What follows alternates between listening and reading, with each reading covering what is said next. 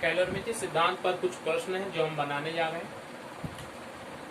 100 ग्राम बर्फ को 500 ग्राम पानी में डाला जाता है जिसका ताप 30 डिग्री सेंटीग्रेड है, तो मिश्रण का ताप क्या होगा। चित्र में देखें, यहाँ पर एक बर्फ है 100 ग्राम का और जल है किसी कंटेनर में जिसका वजन 500 ग्राम है। बर्फ का तापक्रम नहीं दिया गया, हम मान लेते हैं 0 डिग्री पर ही है और जल का तापक्रम है 30 डिग्री। अब इस बर्फ को जब हम इस जल में मिलाएंगे तो बर्फ तो बहुत ठंडी है और जल का तापक्रम 30 डिग्री है, दोनों आपस में मिल जाएंगे और बर्फ पिघलकर जल बन जाएगा और मिश्रण का कुछ एक तापक्रम पहुंचेगा। तो ये जो मिश्रण का तापक्रम है ये नहीं दिया गया है, तो हम मान लेंगे कि मिश्रण का ताप T डिग्री C है।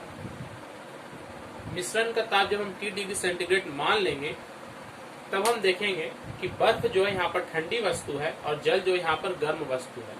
तो कैलोरीमेट्री सिद्धांत के आधार पर जब हम बनाने जाएंगे तो हमको ये ध्यान रखना होगा कि गर्म वस्तु जो यानी कि यहाँ पे जो 30 डिग्री वाला जल है ये उष्मा का त्याग करेगा और ठंडी वस्तु जो है बर्फ ये उष्मा को ग्रहण करेगी। तो जल जो उष्मा का त्याग करेगा उसके लिए तो हमारे पास फॉर्मूला है H1, अगर हम उसे कहें तो H1 equal to MS into T, ये फॉर्मूला हमारे पास है। T को अगर हम टेम्परेचर चेंज कहते हैं T2 माइनस T1 के अंतर्गत आता है। यहाँ पर जल के लिए जो गर्म वस्तु है, ये ध्यान दें, यहाँ पर गर्म वस्तु, ये गर्म वस्तु के लिए मैं बना रहा हूँ। H1 इक्वल टू MST, मात्रा M है 500 ग्राम, S विशिष्ट उष्मा होती है जल की। CGS पद्धति में ग्राम में बना रहे थे, CGS पद्धति में जल की विशिष्ट उष्मा 1 कैलोरी पर ग्राम पर डिग्री सेंटीग्रेड है। जल के लिए S इक्वल टू 1 कैलोरी पर ग्राम पर डिग्री सेंटीग्रेड होती है। इस S का मान हम लोग यहाँ पर सिंपल यूनिट छोड़कर 1 बैठा देंगे। और तापक्रम में परिवर्तन देखिए, पहले इस जल का तापक्रम 30 डिग्री था। 30 डिग्री के बाद जब वो नया मिश्रण बनेगा तो उसमें उसका तापक्रम हो जाएगा T डिग्री सेंटीग्रेड। तो बड़ा कौन होगा, क्योंकि ये गर्म वस्तु ये है तो इसका तापक्रम अधिक है तो ये अधिक होगी और T का मान कम होगा, मतलब इसका तापक्रम 30 से कम होने वाला है। तो 30 माइनस T हम करेंगे, बड़ा से छोटा को माइनस किया जाता है। तो ये फाइनल जो कैलकुलेशन आएगा इसको इस तरह से लिख के हम लोग अभी छोड़ते हैं। ये हुआ गर्म वस्तु के लिए। और जो ठंडी वस्तु है बर्फ, ये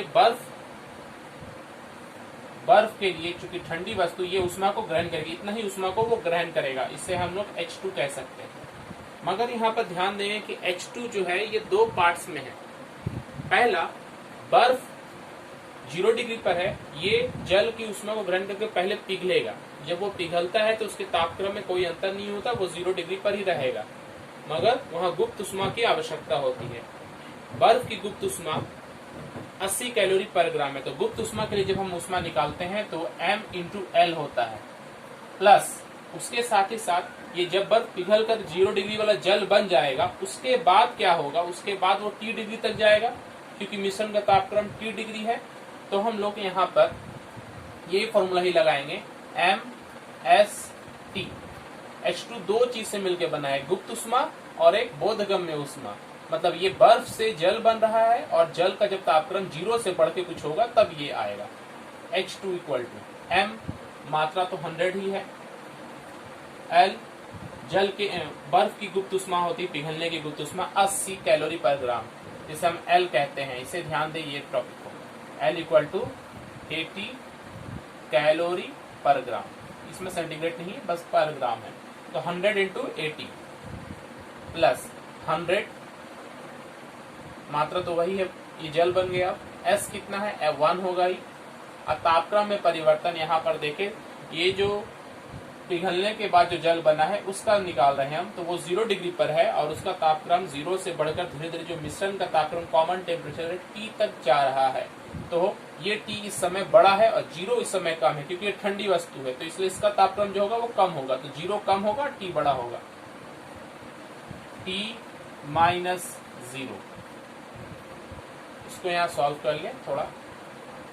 100 इंटू 80 8000 प्लस 100 इंटू 100 और ब्रैकेट में T माइनस 0, तो फाइनली T ही आएगा। तो 100 इंटू T, ये उष्मा और ये उष्मा आपस में बराबर है। इन दोनों को हम लोग कैलकुलेट करेंगे, क्योंकि कैलोरीमेट्री का सिद्धांत कहता है कि गर्म वस्तु जितना उष्मा छोड़ती है, ठंडी वस्तु उतना ही उष्मा को ग्रहण करेगी। तो ये दोनों को इक्वल कर हम लोग टी का मान निकालेंगे। इससे निकालिए, इसको पहले लिख लूं, H1 equal to H2। H1 का मान है 500 into 30 minus T equal to 8000 plus 100 into T.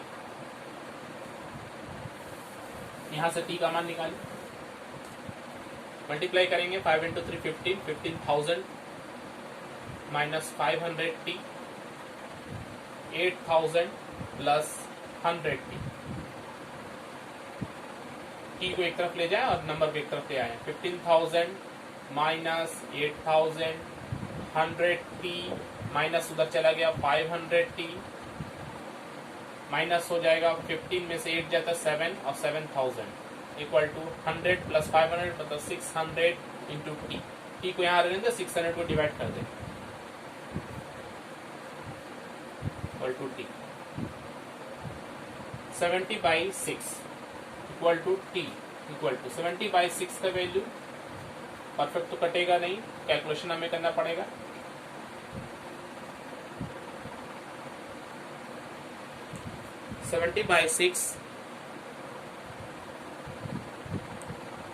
Equal to 11.66 calculation करेंगे, लगभग 66 आया, बहुत रिपीटेटिव नंबर है, तो 11.7 डिग्री सेंटीग्रेड। अतः मिश्रण का तापक्रम 11.7 डिग्री सेंटीग्रेड होगा। Thank you.